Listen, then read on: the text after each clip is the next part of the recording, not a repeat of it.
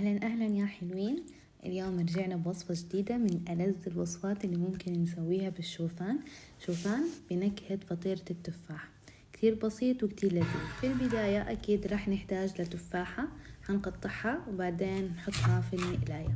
التفاح من الفواكه اللي كتير مفيدة، وخاصة إنها مشبعة وفيها كمية فيتامينات ومعادن كتير حلوة للجسم إنه نبلش فيها يومنا. فهاي الوجبة بنصح فيها كفطور أو كعشاء، كتير بتكون مناسبة، وكمية البروتين فيها كمان مناسبة. طبعا حكتب لكم كل القيمة الغذائية. بعد ما نقطع التفاح هنجهز المقلاية، هنضيف عليها ملعقة صغيرة من العسل، ما نكتر علشان تكون الوجبة متوازنة وما فيها سكريات كتيرة.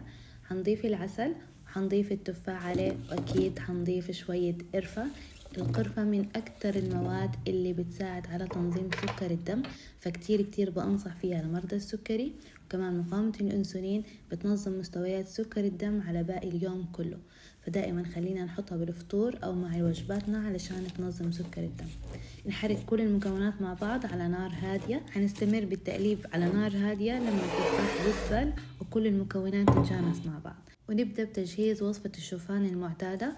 نضيف 40 جرام من الشوفان اللي هي نص كوب، عليهم ملعقة صغيرة من بذور الشيا لألياف أكتر وكمان بروتين. ونحلي الوصفة بعسل أو ستيفا، ولكن بفضل ستيفا لخسارة الوزن علشان نقلل من السعرات الحرارية. وكمان حنضيف كوب من حليب قليل الدسم. نحرك كل هاي المكونات مع بعض على نار هادية. لما يتماسك الخليط ويتقل بتكون الشوفان جاهز معنا.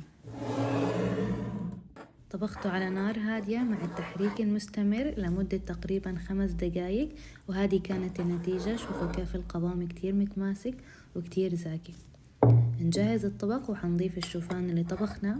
لو انتم من محبين التفاح زيي، انا تعتبر فاكهة التفاح من فواكهي المفضلة، فهاي الوصفة حتكون من وصفاتكم المفضلة ودائما بتسووها لانها طعمها كتير زاكي. كمان لو انتم ما بتحبوا الشوفان فجربوها، هاي الوصفة رح تغيروا رأيكم اكيد عنها.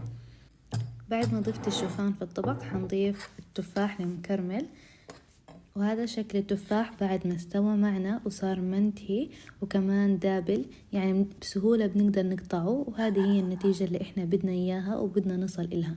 لازم تكون النار هادية وياخد راحته لما يستوي. نضيف التفاح المكرمل على الشوفان وبس، بكل سهولة وصفتنا صارت جاهزة. الطعم والريحة كتير زاكي، ملت البيت ريحة قرفة وطعم لذيذ. الوصفة كتير زاكية وكتير طيبة وهيك تدفي الجسم، فلازم تجربوها وتكتبوا لي رأيكم. هلأ في إضافة بنضيفها ممكن الحليب، أنا بحب أضيفها بتعطي طعم أكتر زكاوة، وكمان بحسها إنها بتزيد البروتين في الوجبة. فإذا أنتم بتحبوا يكون الأكل زي الكورن فليكس فهذه هي الطريقة المناسبة لناكلها، فأنا بحب دائما أضيف حليب عليها.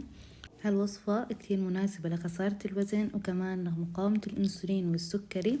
كل التفاصيل الوصفة حتكون موجودة بالوصف، والأهم إنها مشبعة لوقت طويل، يعني فيها كمية ألياف جدا مشبعة للجهاز الهضمي، فياخد وقت في الهضمها، فبالتالي ما منجوع لفترة طويلة. غير إنه فيها من كل العناصر الغذائية، بروتين وكارب وكمان دهون، فبالعافية عليكم جربوها.